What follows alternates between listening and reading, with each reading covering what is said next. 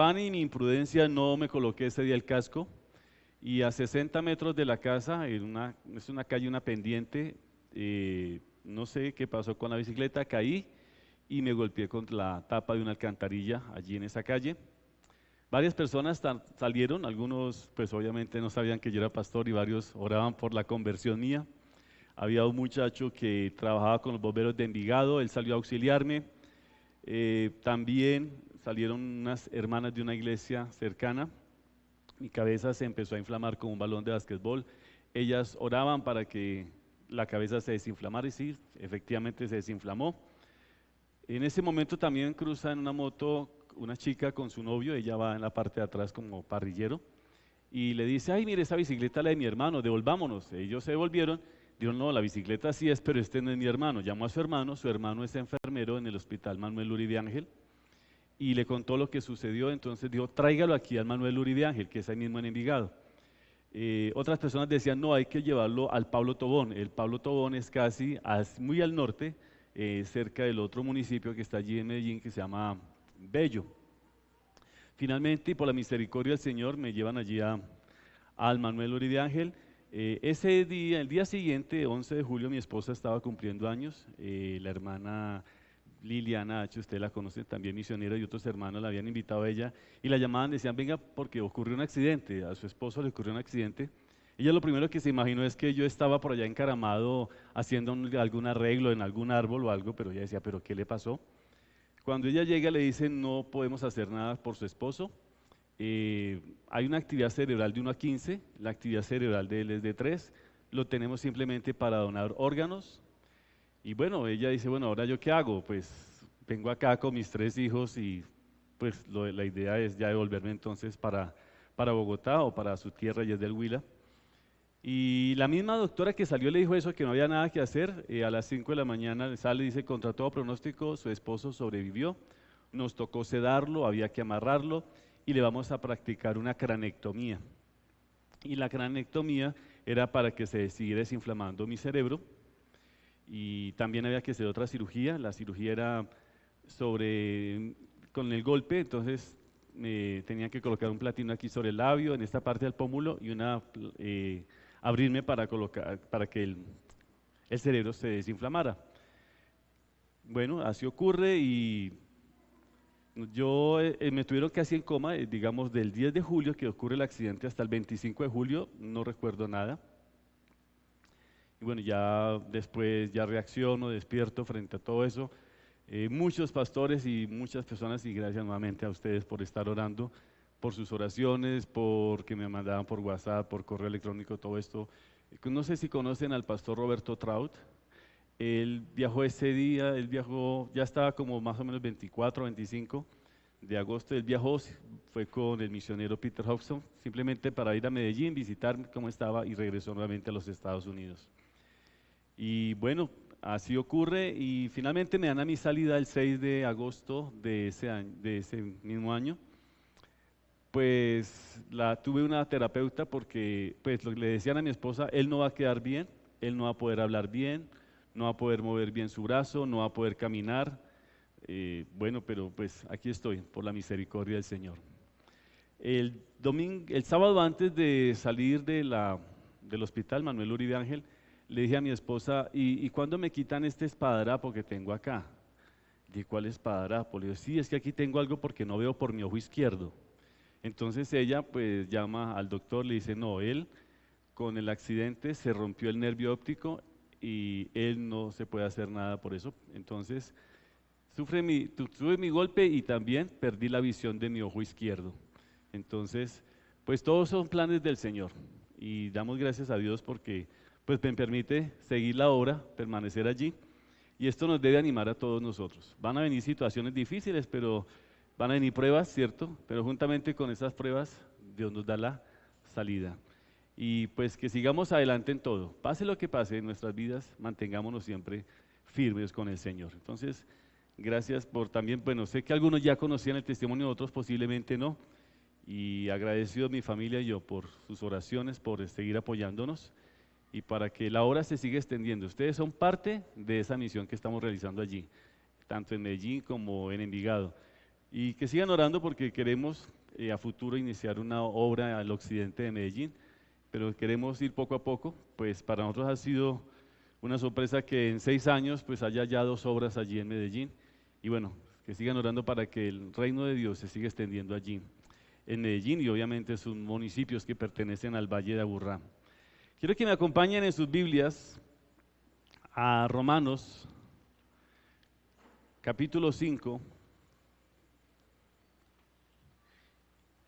y vamos a estar meditando en Romanos capítulo 5 versículos 6, 7 y 8.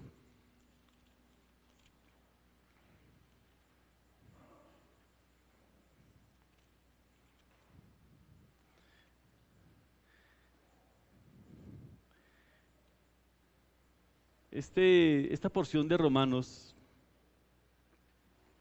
es un pasaje que, como toda la Biblia obviamente, pero un pasaje que amo mucho, porque recién mis años de conversión, yo conocí al Señor, entrego mi vida al Señor el 20 de enero de 1990 y tomo el paso de obediencia a bautizarme el 28 de octubre de 1990.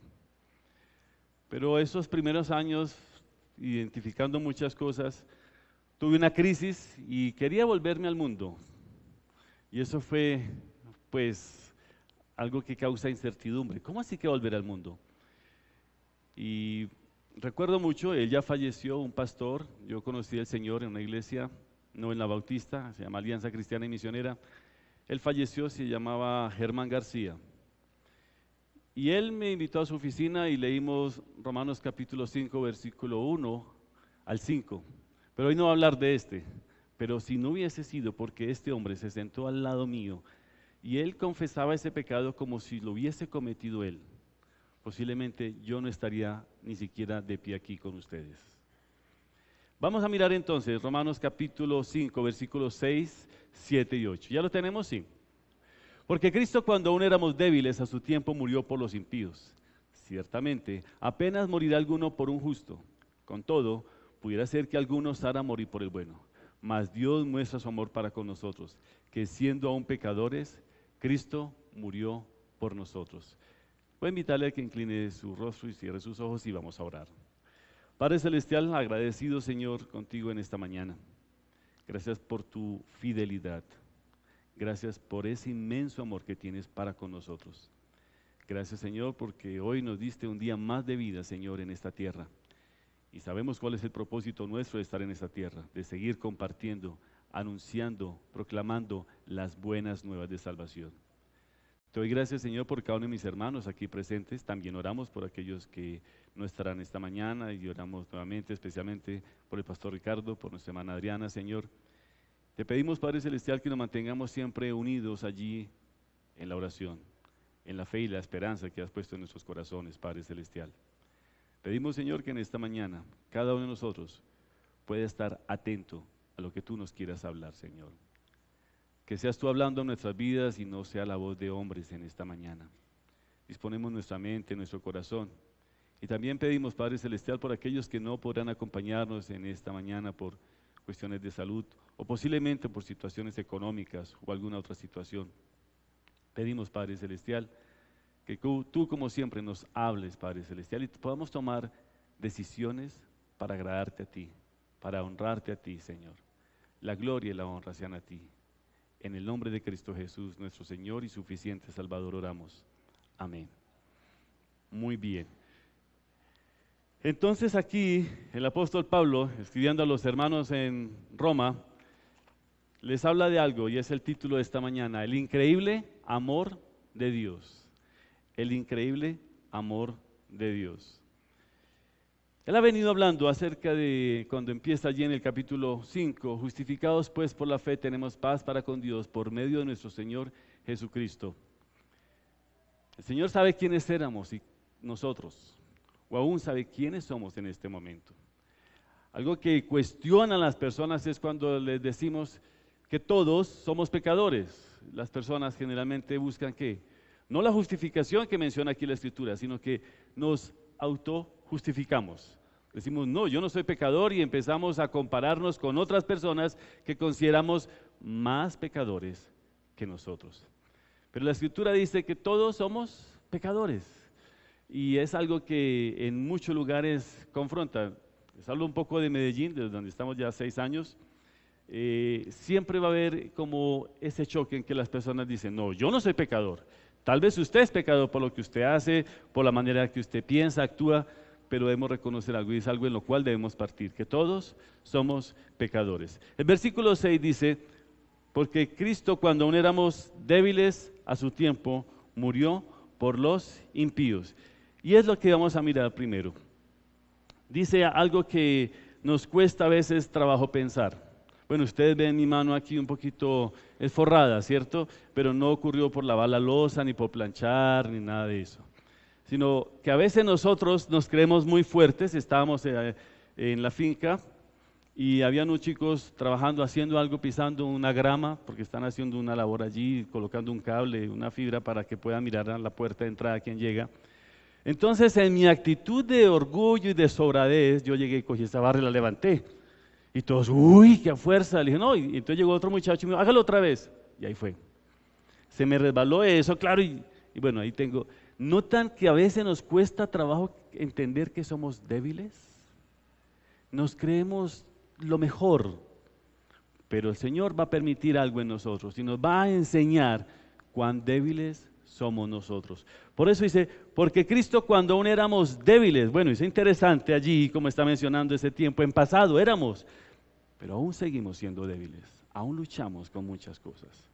Y luchamos con esas cosas porque no estamos dejando que el Señor haga o actúe en nuestras vidas. Les daba el ejemplo anterior, yo me creo muy fuerte, sí, me gusta mucho el ejercicio y esto, pero eso no es lo que el Señor quiere de nosotros. El Señor quiere de nosotros que reconozcamos nuestra debilidad. Él lo dice, ¿no? Separados de mí, nada podéis hacer. Pero nosotros en nuestro orgullo, nuestra altivez, dice, no, yo lo puedo hacer, yo creo que sí, tengo el suficiente poder para hacer eso. La palabra allí débiles es una persona que es incapacitada, que no tiene poder para hacer algo. Y uno dice, pero ¿cómo así que no tenemos poder? Bueno, poder para hacer algunas cosas, pero siempre debemos tener una dependencia absoluta y total del Señor. Somos impotentes, débiles para salvarnos nosotros mismos. Necesitamos de alguien para tener la salvación. Nadie es salvo por sí mismo. Seguramente nos enseñaron, ¿sí?, los que no conocíamos al Señor, que teníamos que hacer algo para agradar a Dios y poder tener esa libertad y alcanzar esa eternidad. Pero no es así. Ustedes saben lo que dice Efesios 2, 8, 9, que por gracia sois salvos por medio de la fe, y esto no de vosotros, no por obras, para que nadie se gloríe, para que nadie se jacte. Debemos reconocer entonces que somos débiles, que necesitamos de alguien. Ustedes recuerdan en Hechos capítulo 3, van Pedro, ¿cierto?, con Juan al templo. Y en el templo, entonces, a la entrada hay un hombre postrado. Y este hombre siempre estaba levantando su mano, pidiendo una limosna, pidiendo algo, una ayuda. Acompáñame entonces en Hechos capítulo 3, versículo 6. Hechos capítulo 3, verso 6.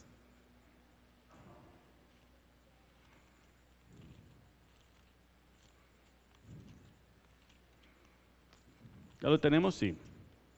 Muy bien, Hechos capítulo 3, versículo 6. Ellos entran allí, ¿cierto?, en este templo y ven a este hombre. Dice, mas Pedro dijo, no tengo plata ni oro, pero lo que tengo te doy. En el nombre de Jesucristo de Nazaret, levántate y anda. Increíble, este hombre que cuando leemos nosotros al final de los evangelios, cómo él llegó a negar a Jesús. Y ahora, con poder y autoridad, ¿en quién? En Cristo. Le dice, levántate y anda. Pues quienes estarían allí alrededor dirían, pues esto es absurdo, ¿no lo ve que está paralítico? ¿No lo ve que no se puede mover? ¿Y usted le está diciendo que se levante y que ande? Bueno, este hombre está allí porque la palabra que utilizan allí para este hombre es que no podía hacer nada. Era impedido, era débil, no podía caminar, no podía movilizarse por sí mismo. Pero llega allí y Pedro le dice, levántate en el nombre de Cristo Jesús y anda. Bueno, eso para muchos dice, No, tenía que haber hecho algo más, posiblemente orar y ponerle las manos, posiblemente tenía que convocar a los hombres que estaban allí para que oraran, para que él se levantara. No, él en el nombre de Cristo Jesús le da una orden. ¿Y qué hizo este hombre? Se coloca en pie y entra gozándose con los demás allí al templo. ¿Por qué? Porque había hecho algo este apóstol. Pero no es tanto esta parte de algo físico, sino algo espiritual. Hoy en día las personas quieren conocer al Señor, pero más por algo físico, por algo material. Él no le estaba dando algo material a este hombre, le estaba dando algo que supera eso material, una respuesta a su necesidad. La necesidad que podemos tener esta mañana puede ser algo físico, algo económico, algo laboral posiblemente, o posiblemente hablando a los solteros, una necesidad emocional porque no tengo, ¿cierto? No veo en mis planes a alguien que pueda acompañarme el resto de mi vida. Pero aquí lo que Pedro se está centrando no es tanto en eso físico, material, sino en algo espiritual. Él no le está diciendo, si tienes fe, levántate. No, simplemente le da una instrucción y es clara. Entonces lo primero que vemos allí en esta porción de Romanos capítulo 5 es que este hombre estaba allí postrado, es débil, es imposibilitado, pero él responde a algo que le da, una orden que le da el apóstol Pedro. Levántate y camina. Hoy en día vemos personas, ¿cierto?, que no es por la parte física que estén inmovilizadas, sino por la parte espiritual. Generalmente uno invita a las personas a la iglesia, ¿y qué pasa? Y más cuando es puente. Yo sé que aquí no pasa, pero en Medellín sí nos ocurre, que hay puente y ¿saben qué? No van. Bueno, yo espero que las sillas vacías es por otra cosa, no es porque estén paseando aquí, ¿cierto? Pero las personas colocan otras cosas por encima de la relación con el Señor. Y es algo en lo cual nosotros debemos empezar a morir a todo lo que nos está llevando a hacer lo que va en contravía al Señor. Ahora cuando venía con mi esposa, hace rato, mucho tiempo que no viajaba en Transmilenio, ¿sí? Bueno, y yo no estoy comparando el transporte de aquí con el de Medellín, pero yo decía, Dios mío, yo estoy aquí solamente, bueno, es un trayecto, lo tomamos en el Portal del Norte, veníamos casi hasta el Portal del Usme, o sea, cruzar, yo hacía cuentas, veníamos de la 187, llegamos a la calle Primera y es en la 46 Sur donde nos tenemos, todas esas cuentas las estaba haciendo, pero hoy ¿cuánto tardé en eso? Tal vez una hora. Pero pensemos en las personas que diariamente se están movilizando en esto. Y yo decía, Dios mío, Señor. Y todos los días levantarse y hacer algo que el Señor nos ha pedido. ¿Qué debemos hacer? Trabajar, ir a nuestros trabajos, volver, o sea, todo eso. ¿Saben que el Señor nos pide algo? Que nosotros estemos dispuestos a hacer lo que Él quiere que hagamos. Venía mi esposa allí sentada con sus maletas y yo veía que todo el mundo pasaba, yo me quedaba quietico, pasen por aquí, pasen por allá, sí, sí. Pero no olvido que estas personas, esto es a diario. ¿Saben que las personas a diario están luchando con situaciones similares? Y no estoy hablando del transporte, sino esa lucha espiritual. Nosotros somos libres. Yo miraba a mi esposa y ella venía sentada y yo apenas decía, ay, sí, ven, pues ya así sentada. Y yo aquí. Nosotros muchas veces vamos caminando en la senda que el Señor quiere y ¿saben cómo vamos? Quejándonos. No, pero porque a mí me pasa esto, a mí no me gusta esto. Este hombre está allí, posiblemente amargado y simplemente esperando que alguien le depositara una moneda, una limosna y estaría al día siguiente haciendo lo mismo y posiblemente todos los días haciendo lo mismo. Hasta que Pedro le dice, levántate y anda. ¿Cuántos de nosotros posiblemente estamos así, impedidos? No queremos hacer nada, es que estoy aburrido, yo quisiera. No, este hombre simplemente tenía que responder algo, levántate y anda. Estamos aquí, posiblemente llevemos 15, 20, 30, 40 años en el Evangelio. Yo quisiera, no, seguimos en algo, con una confianza, una seguridad, que estamos siguiendo a alguien que nos salvó. Alguien que nos levantó de una condición en la que estábamos postrados, nuevamente insisto, espiritualmente, pero nos llama a que actuemos, a que nos movamos y confiemos plenamente en Él. Pero mire lo que dice allí nuevamente, vamos a Romanos 5. Lo primero es que somos personas, ¿cierto? O éramos personas impedidas, no podíamos hacer algo. Pero mire lo que dice más adelante, el versículo 8. Mas Dios muestra su amor para con nosotros, que siendo aún pecadores, Cristo murió por nosotros. Les decía que lo que menos le gusta a una persona es que le digan que es pecadora. Porque nosotros, les decía antes, tenemos como una forma de graduar o medir el pecado. Es que es más pecador el que se roba miles de millones que el que se queda, bueno, yo sé que aquí no se quedan con cambio, ¿cierto? Pero supongamos que usted tuviese que pagar el transporte y paga 1.800 pesos con un billete de 5.000, ¿cierto? Bueno, perdón, con un billete de 2.000 y la persona le da cambio con un billete de 5.000, ¿usted qué hace? Le dice, mire, usted señor se equivocó. O posiblemente dice, uy, qué bendición, gracias Señor. ¿Notan? ¿Quién va a creer eso? Pero eso tan pequeño que vemos es pecado. Se llama pecado. Bueno, los que les gusta estudiar la palabra saben que esa palabra martía significa errar el blanco. Bueno, yo en este tiempo, tengo que confesarlo, he dejado de hacer ese ejercicio. Tengo que tratar de introducir un papel en una cesta más o menos que esté a 1 metro, 2 metros. Y cuando, por fuera. ¿Saben qué estoy haciendo allí? Aunque parezca absurdo, estoy pecando, porque estoy errando en el blanco. Dios nos ha puesto una meta, un punto donde debemos todos apuntar, pero nos distraemos haciendo otras cosas y estamos disparando mal, apuntando mal. Bueno, lo voy a ilustrar con algo más. Yo sé que algunos han disparado en algún caso armas. Yo nunca presté servicio, ¿sí? Pero tuve la oportunidad de disparar con revólver y disparar con escopeta. Entonces lo ilustro con lo siguiente. Usted con revólver tiene que darle a ese punto. Es una cámara que está allá al frente, ¿cierto? Sí, hay una cámara. Bueno. Pero usted, cuando dispara con escopeta, usted enfoca allá, pero ¿sabe qué hace? Salen todos los perdigones y finalmente, si de pronto algún perdigón apuntó a esa lente, esa cámara va a hacer algo. Nosotros debemos apuntar a lo que el Señor nos ha dicho que debemos hacer.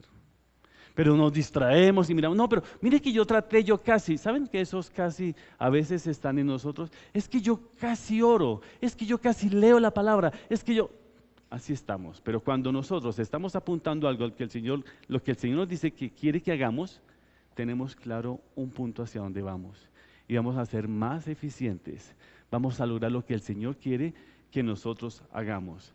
Dice, pero Dios demuestra su propio amor hacia nosotros en que cuando éramos pecadores, Cristo murió por nosotros. ¿Quién tenía que pagar esto? Nosotros. Quienes teníamos que pagar por la deuda del pecado éramos nosotros. En el Antiguo Testamento venía el sacerdote, sacrificaba un cordero por sus propios pecados y sacrificaba otro cordero por los pecados de todo el mundo. O de esa persona que estaba presentando su sacrificio allí. Pero cuando Cristo viene, Él es el Cordero ¿de qué? De Dios. He ahí el Cordero de Dios. ¿Qué hace qué? Que quita. ¿Notan la diferencia? Antes ellos tenían en el Antiguo Testamento que presentar un sacrificio anualmente, pero aquí Él se presenta como un sacrificio para siempre, por siempre. Entonces, Dios nos ama porque somos pecadores. Y usted dice, pero ¿cómo va a amar a un pecador? Pero noten lo que dice el versículo 7. Ciertamente apenas morirá alguno por un justo, con todo pudiera ser que alguno osara morir por el bueno. La Biblia dice que no hay bueno ni aún uno solo. Pero ¿saben qué hace Cristo? Cristo obedece al Padre y Él muere ¿por quiénes? Por todos nosotros. No, es por algunos que Él no. Él viene a la cruz y muere por todos. Él cuando está en la cruz dice, bueno, voy a morir por estos fariseos que me caen como, no, por estos estoicos, no, por estos traigámoslo a la fecha, por estos de estratos 5 y 6 que son los que, Él no está mirando eso. Él no está mirando, no, por estos que tienen título profesional o estos que terminaron, no. Dice la Escritura que Él vino a morir por todo el mundo. Y eso es algo que nos debe animar a compartir el Evangelio. Porque a veces, qué pena decirlo, pero a veces como que hacemos acepción de personas. Va usted por la calle y viene una persona y dice, uy, no, pero qué miedo que me quite el reloj. No, no, yo mejor no le hablo. ¿Notan que a veces ya estamos haciendo distinciones? ¿A quién debemos hablarles? A todos, a todos. Eso debe ser algo claro. ¿Sabe por qué usted está aquí? Porque alguien le habló del Evangelio. Alguien le compartió a usted del Evangelio. Y usted está aquí porque usted aceptó escuchar esa verdad. Me enviaron unas fotos, unos hermanos que están misioneros también están allí, ellos sirven en Terrassa, a 50 kilómetros de Barcelona, en España. Y estaba allí la foto de la mujer que me compartió el Evangelio. Ella se llama Beverly May Boone. Una mujer, sí. Yo estaba visitando a una amiga en este tiempo y ella estaba allí y me compartió el Evangelio. ¿Y saben qué hizo esta mujer? Por el amor a las personas. Ella ya se pensionó, en los Estados Unidos ya se pensionó, pero tomó su pensión, vendió todo y tiene un carro casa. Bueno, ¿y qué tiene que ver eso? Pues ella se fue a la frontera de Río Grande, la frontera entre México y Estados Unidos. Cuando un mexicano cruza allí y nace un niño en el país norteamericano, lo deportan a él, pero el niño ya es ciudadano americano. ¿Qué hace ella? Se queda con esos niños y busca familias que los adopten. Y uno dice, Dios mío, increíble. ¿Saben que nosotros fuimos adoptados también? Estábamos muertos en nuestros delitos y pecados. Éramos aborrecidos, despreciados. ¿Y sabe quién nos tomó? Cristo. Por su amor nos toma a nosotros. ¿Quiénes éramos nosotros para merecer esto? ¿Qué hicimos nosotros para recibir ese amor del Señor si somos pecadores? Yo sé que algunos dicen, bueno, sí, ya está bien que me lo diga una vez, pero ya 3 veces y 4 veces ya estoy harto de que me diga eso o cansado. Pero ¿saben qué? Debemos recordar esto. Porque si estamos aquí, somos salvos por la gracia, por el amor del Señor. Si a mí me dijeran, bueno, usted podría dar la vida, por su esposa, yo le digo, uy, yo la quiero mucho, pero hágame otra pregunta. No, ¿cómo así que no la ama? Aún lo hiciera por los pecados de ella, mi sacrificio no sería válido delante del Padre. Pero el sacrificio de Cristo Jesús fue completo, fue total. Hermanos, ya sabemos que somos pecadores, pero que pecamos ocasionalmente. No somos practicantes del pecado. Si alguien que está aquí aún continúa siendo practicante del pecado, déjeme decirle algo, haga un alto en su vida, porque lo que estás haciendo, estás teniendo por sucia, por asquerosa, por inmunda, la sangre derramada por Cristo Jesús en la cruz. Y entonces, ¿qué hago si yo soy creyente y peco? Bueno, muy sencillo, confiesas tu pecado, te arrepientes. Y ese arrepentimiento tiene que ver algo muy clave. Bueno, quienes han estudiado se han dado cuenta, han leído que los soldados romanos iban marchando. En la actualidad le dicen a ustedes y los que han prestado servicio, claro, no presten servicio, usted va marchando hacia allá, le dice media vuelta, ¿cierto? Y usted hace un giro de ¿cuántos grados? 90 grados, 180 queda en el mismo lugar. Entonces usted hace un giro total y queda, no 360 sino 180, y alguien hizo señas allá, sí, tiene razón. Usted da un giro de 180 y no de 360 porque quedaría en el mismo sitio. Eso es el arrepentimiento, que usted va caminando, andando, haciendo algo que no está apuntando bien, y ¿qué hace el Señor? Dice, media vuelta, arrepiéntanse, la palabra. Debemos arrepentirnos, que lo que estamos haciendo lo dejamos de hacer. ¿Por qué? No porque me conviene, sino porque quiero agradar a aquel que me tomó de allí. Yo estaba muerto en mis delitos y pecados y Él me toma para rescatarme de ese. Él sabe cuál es nuestro final. Si estamos con Él, tendremos vida eterna con Él. Si estamos sin Él, tendremos algo que no nos gusta hablar ni escuchar: condenación eterna. ¿Y saben qué? Dios nos ama a cada uno de nosotros. Acompáñenme en sus Biblias, por favor. Primera de Juan, capítulo 2, versículo 2. El apóstol Juan, ese que conocemos en la Biblia como el discípulo amado del Señor. Primera de Juan, capítulo 2, versículo 2, dice lo siguiente: Primera carta de Juan, capítulo 2, versículo 2. Dice, ¿y él? ¿De quién habla él? Ese es Jesucristo. Y él es la propiciación por nuestros pecados. Y no solamente por los nuestros, sino también por los de quién? Todo el mundo. ¿Qué es la propiciación? Pues que esa ira que iba a descargar el Señor sobre nosotros, producto del pecado, recayó ¿sobre quién? Sobre Cristo Jesús.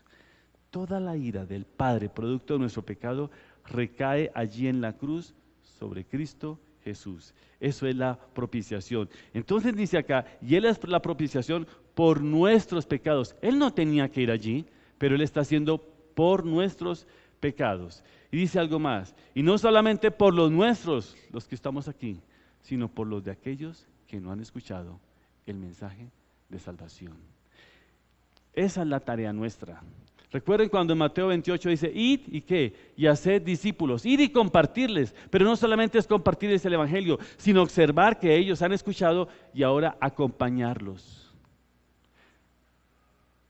Yo molesto mucho a mis hermanos allí en Medellín porque le digo, hay un trabajo que estamos haciendo a medias. Le compartimos a alguien el evangelio y ya, listo. No sé si han escuchado la palabra abortivo.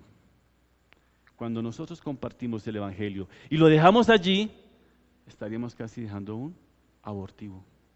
Porque yo debo tomar a esa persona y acompañarla para que esta persona, junto conmigo, se haga un discípulo de quién, del Señor, y lo acompañe y siga creciendo. A mí me llama mucho la atención en capítulo 8 cuando Felipe se encuentra con este hombre, el eunuco. El hombre venía allí del templo de presentar ofrenda. No dice que fuese salvo, pero presentaba una ofrenda, estaba yendo allí al templo, y entonces cuando llega, lo encuentra, el Espíritu Santo le dice, acércate a este carro, se acerca, y él le pregunta, ¿entiendes lo que lees? Y él, ¿qué dice? Pues, ¿cómo voy a entender si nadie me explica? Él, comenzando desde esta escritura que él estaba leyendo, le explicó, y le dice, yo quiero ser, ¿qué? Bautizado. Y en el momento detienen el carro, lo bautiza, y él va hacia Soto, parece ser, él venía representando a la reina de Candace, él va hacia el sur, y ¿saben qué? Él estaba cumpliendo una labor misionera. Él estaba yendo a un lugar donde el evangelio debía ser predicado. Cuando nosotros estábamos aquí en Bogotá, yo tuve una lucha, más que todo por colores, usted me va a entender. A mí me gusta mucho el color azul, allá les gusta mucho el color verde y rojo, no tengo que decir nada más, ¿cierto? Y cuando llego allá digo, ¿y esto qué hago acá? Un hermano que me aprecia mucho me regaló una chaqueta que tiene el escudo del colorcito azul, y un día salía con mi mascota y cuando vi, y es increíble, eran las 5 de la mañana, está oscuro, y los muchachos que estaban allá como a unos 50 metros se codearon. Y yo, ay, ay, ay, ¿quién me mandó a ponerme esta chaqueta? Me regresé. Ahora cuando me preguntan, ¿y usted qué color es hincha? Digo, del naranja. Es el equipo Envigado. Pero ¿sabe qué? Usted dice, ¿qué tiene que ver eso con nosotros? Que muchas veces nosotros negamos a Cristo Jesús porque tenemos decir que somos creyentes, que somos cristianos, porque tememos que si usted dice que es cristiano, ¡ay! Ustedes son de los que piden esto y esto. Pero ¿sabe qué dice Romanos? Porque no me avergüenzo del evangelio, porque es poder de Dios. No nos avergoncemos. Somos débiles, pero el Señor nos ama aún siendo pecadores. Pregunto, ¿ese timbre es para que yo cese de hablar? Bueno. Ok, oramos, ¿sí? ¿Sí? ¿5 minutos? Bueno, listo, muchas gracias, gracias. Claro que a veces los 5 minutos se convierten como en una hora. Yo sé que ustedes son pacientes. Muy bien. Entonces, veamos dos cosas. Número 1, somos débiles. Pero también reconocemos que somos pecadores, pero a eso debemos algo que nos debe animar muchísimo, que Dios nos ama, aún siendo pecadores.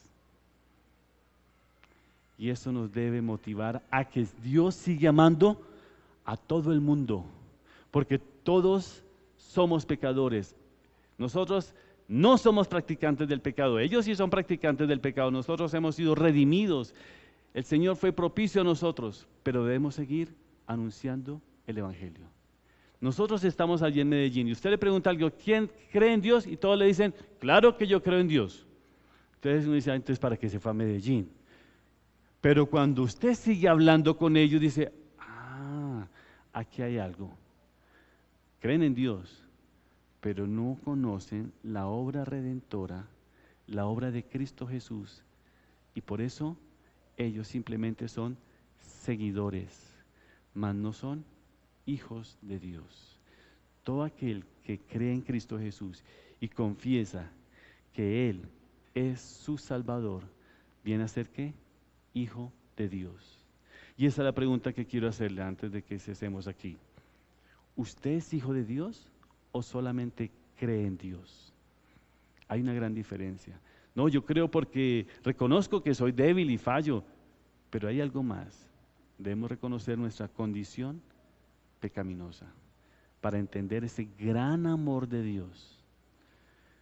Pensemos que cada vez que pecamos, estamos tomando un martillo y un clavo. Eso es algo hipotético, pero como si estuviéramos crucificando al Señor Jesús cada vez que pecamos y diciéndole, eso que tú hiciste no fue total, no fue completo. Para pecar solamente se necesita una cosa, seguir viviendo, agradando la carne. Y estamos para agradar a Cristo Jesús, aquel que nos tomó de las tinieblas y nos trajo a su luz admirable. Oremos. Padre Celestial, gracias porque eres bueno y maravilloso con nosotros.